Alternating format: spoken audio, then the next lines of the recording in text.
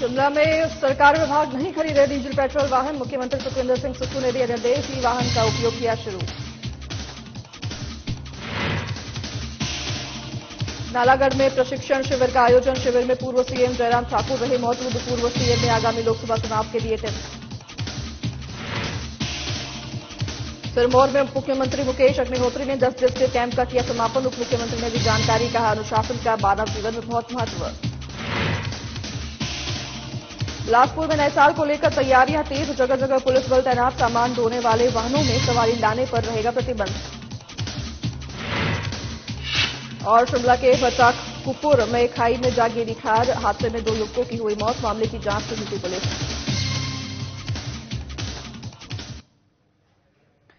नमस्कार, हिमाचल प्रदेश देख रहे हैं आप और मैं हूं आपके साथ अनाया शर्मा। शुरुआत करेंगे खबरों के विस्तार से।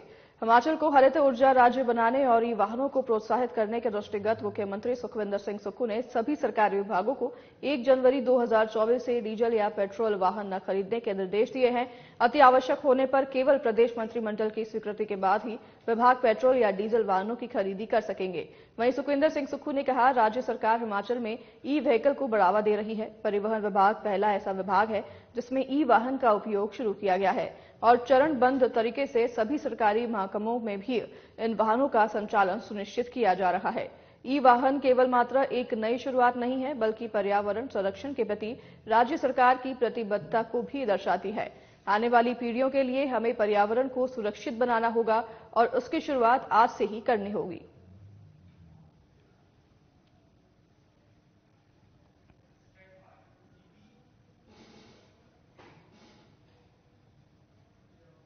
नालागढ़ में बीजेपी की तरफ से प्रदेश स्तरीय नगर परिषद और नगर पंचायत का प्रशिक्षण शिविर आयोजित किया गया है। इस प्रशिक्षण शिविर में हिमाचल प्रदेश के पूर्व मुख्यमंत्री जयराम ठाकुर ने बतौर मुख्य अतिथि शिरकत की और प्रशिक्षण शिविर में नगर परिषद और नगर पंचायत के सदस्यों को आगामी लोकसभा चुनाव के लिए टिप्स दिए।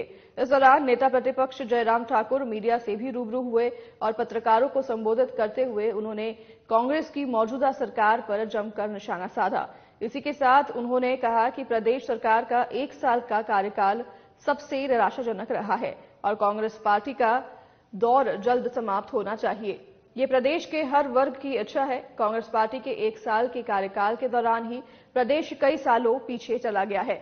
आगे उन्होंने कहा कि बीजेपी 2014 बड़ी बहुमत से लोकसभा चुनाव जीती और उसके बाद 2019 में बहुमत से सत्ता में आई और अब 2024 में भी 4 की चारों सीटों पर हिमाचल में जीतकर पीएम नरेंद्र मोदी की गोद में डाली जाएगी और उन्हें एक बार फिर प्रधानमंत्री के रूप में शपथ दिलाई जाएगी।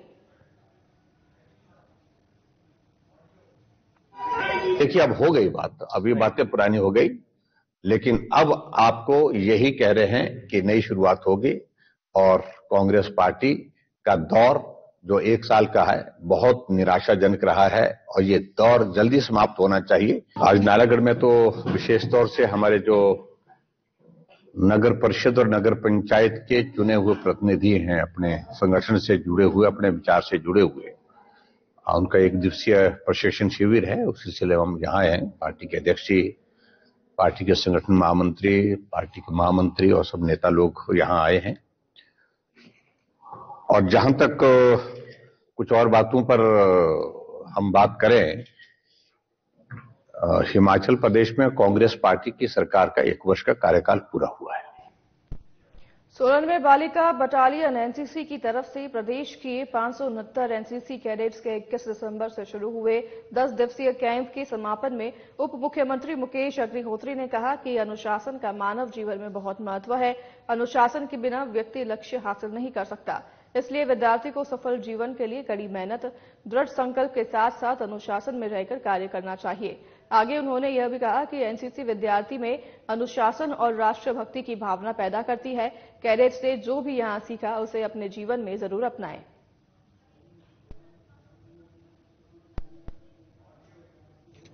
से अपना गुजारा कर सकता है। 1,36,000 कर्मचारियों को हमने पेंशन दी है और ये एक परिदृश्य है। दूसरी तरफ आप सेना में देखें, ये अग्निवीर की भर्ती 4 साल के लिए, एक तरफ सिविल है जहां पे 58 साल के बाद भी जब तक आप इस दुनिया में हैं आपको पेंशन मिलेगी। दूसरी तरफ सेना में भर्ती 4 साल के लिए होगी, उसको कोई पेंशन नहीं लगेगी।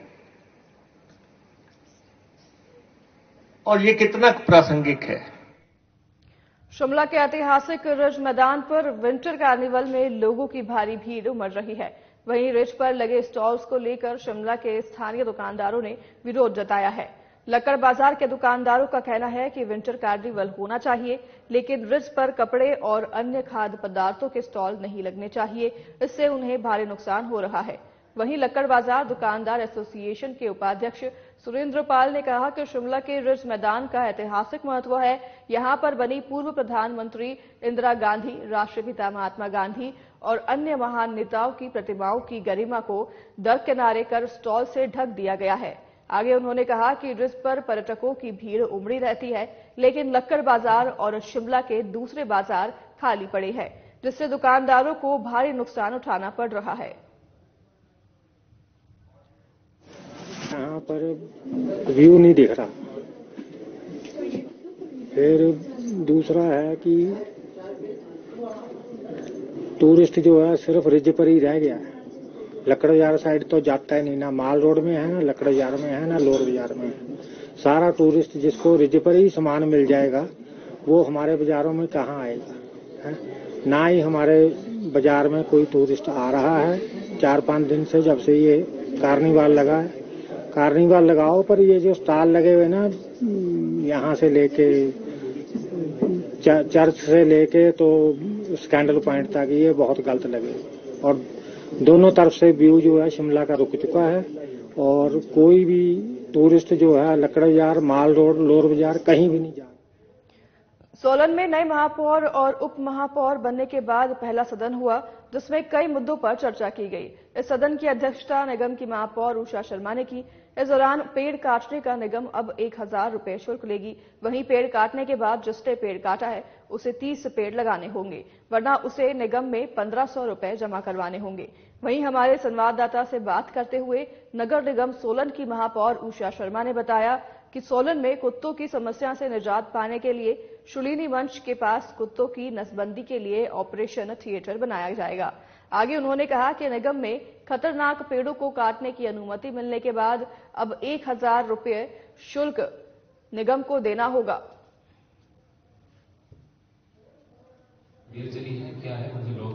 महत्वपूर्ण मुद्दा यहाँ कुत्तों का है। लोगों को बहुत ज्यादा प्रॉब्लम है, तो उसके लिए शुलिनी मंच के नीचे ओटी तैयार किया जा रहा है, जहाँ की कुत्तों की नसबंदी की जाएगी। और इसके अलावा हमने ये डिमांड रखी है कि जो भी सरकारी जमीन 17 वार्डों के बीच की है वो नगर निगम को स्थानांतरित की जाए, और ताकि हम उस पर कुछ भी डेवलपमेंट के काम कर सकें। क्योंकि अगर हम पता लगता है कि आज यहाँ जमीन है और उसकी परमिशन लेंगे तो उसमें प्रॉब्लम आती है और टाइम भी वेस्ट होता है। तो हमने कमिश्नर साहब से कहा है कि आप जो भी सरकारी जमीन है वो कोशिश की जाए कि नगर निगम को ट्रांसफर हो जाए। नए साल के जश्न के दौरान मैक्लोडगंज और धर्मशाला में सुरक्षा को लेकर पुलिस का कड़ा पहरा होगा। नए साल को लेकर अभी से देश विदेशों से भारी संख्या में पर्यटकों ने धर्मशाला का रुख करना शुरू कर दिया है, जिसको लेकर पुलिस ने भी व्यवस्थाओं को लेकर तैयारियां शुरू कर दी है। नए साल में देर शाम तक चलने वाले जश्न धर्मशाला और मैक्लोडगंज में काफी संख्या में वाहनों की आवाजाही होने के कारण जाम की समस्या बनी रहती है, जिस पर धर्मशाला पुलिस ने अभी से कार्य करना शुरू कर दिया है। धर्मशाला सदर थाना के एसएचओ सुरेंद्र ठाकुर ने एक टीम के साथ कई जगहों पर नाके लगाकर वाहन चालकों को यातायात नियमों का पालन करने पर जागरूक किया। वहीं उन्होंने कहा कि नव वर्ष की खुशी में पर्यटकों को शांति के साथ जश्न मनाते हुए सभी नियमों का पालन करना होगा, ताकि किसी को भी किसी प्रकार की परेशानियों का सामना न करना पड़े। ये कुछ जनरल रूटीन है, तो वैसे ही ट्रैफिक चेक करते हैं वैसे कर रहे हैं। क्योंकि मैंने देखा बहुत सारे बच्चे जो है ना गाड़ियों में पीछे नंबर प्लेट नहीं लगा रहे हैं और फिर दुर्घटना करके या शोर में चाह करके भागते हैं, तो हम उनको अवेयर कर रहे हैं कि नंबर प्लेट लगा लीजिए, इसका 3000 रुपये फाइन है। और कुछ बच्चों ने तरह तरह की लाइट्स लगाई हुई है, डेजलिंग लाइट्स लगाई हुई है, जैसे एम्बुलेंस जैसी गाड़ियां बनाई होती है, तो उनको भी हम अवेयर कर रहे हैं क्योंकि इसमें 5,000 रुपये फाइन है, धारा 182 A4 में, तो इसको चेंज कर लें, ठीक कर लें। कुछ लोगों ने हमने देखा कि वो ब्लैक फिल्म लगाते हैं, तो स्वाभाविक बात है जो पर्दे में रहता है कुछ ना कोई गलत काम करता है। लोगों को अवेयर कर रहे हैं कि आएँ, मोस्ट वेलकम, हिमाचल प्रदेश में हमारे मेहमान बन के आएँ, लेकिन नीति नियमों के साथ रहें। छोटी मोटी कोई गलती हो तो उसको हम अवेयर कर देते हैं, ऐसा कोई पेनलाइज करने का हमारा मकसद नहीं है। जैसे कि हमारे माननीय मुख्यमंत्री जी ने भी अभी कुछ दिन पहले कहा है कि लोगों से थोड़ा ठीक है, तो हमारा पहले ही ऐसा एटीट्यूड है कि किसी को नाजायज तंग करने वाली बात नहीं। छोटी मोटी गलतियां होती रहती है तो उसमें हम कोऑपरेट करते हैं। बिलासपुर में पुलिस अधिकारी विक्रांत मेला ने पत्रकारों से बात करते हुए कहा कि नववर्ष मेला के दौरान विश्व विख्यात शक्तिपीठ श्री नैना देवी में सामान ढोने वाले वाहनों में सवारी लाने पर प्रतिबंध रहेगा। साथ ही पंजाब से ट्रक, टेम्पो, ट्रैक्टर में आने वाले श्रद्धालुओं को हिमाचल सीमा से कोलावाला टोबा आगे प्रवेश नहीं करने दिया जाएगा। सभी truck, tempo, tractor Kolawala Toba में रुकेंगे और श्रद्धालु वहां से बसों के माध्यम से या फिर छोटी गाड़ियों में श्री नैना देवी पहुंच सकेंगे। आगे उन्होंने कहा कि नववर्ष मेला श्री नैना देवी में 30 दिसंबर से लेकर 2 जनवरी तक चलेगा, जिसमें भारी संख्या में श्रद्धालु अपने नववर्ष का आगाज करने के लिए माता के दरबार में पहुंचेंगे। साथ ही कहा कि श्रद्धालुओं की सुविधा के लिए जगह जगह पुलिस बल तैनात रहेगी।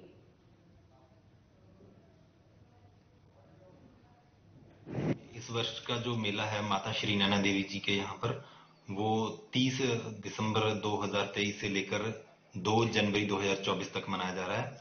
इस दौरान जो है पूरी कानून व्यवस्था देखने के लिए 700 जवान जो है उनकी डिमांड की गई है, जिसमें 500 पुलिस के जवान हैं और 200 होमगार्ड के जवान रहेंगे। और यातायात व्यवस्था हेतु जो है छोटी गाड़ियां गुफा पार्किंग तक आ सकती हैं, पार्किंग की कैपेसिटी देखते हुए। अगर कैपेसिटी फुल हो जाती है तो गाड़ियां जो एक्स्ट्रा होंगी उनको नीचे ही रोक लिया जाएगा, ITI बैरियर पर या गवांडर चौक पर, जैसी भी स्थिति होगी।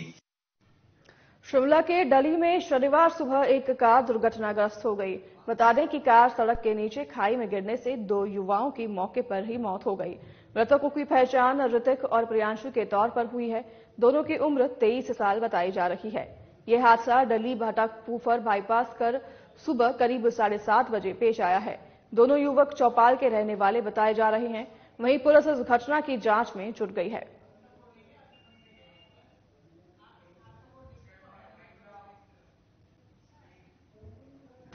चलिए, इस बुलेटिन में फिलहाल हमारे साथ बस इतना ही। अब आपसे लेंगे विदा। हमें दीजिए इजाजत। नमस्कार।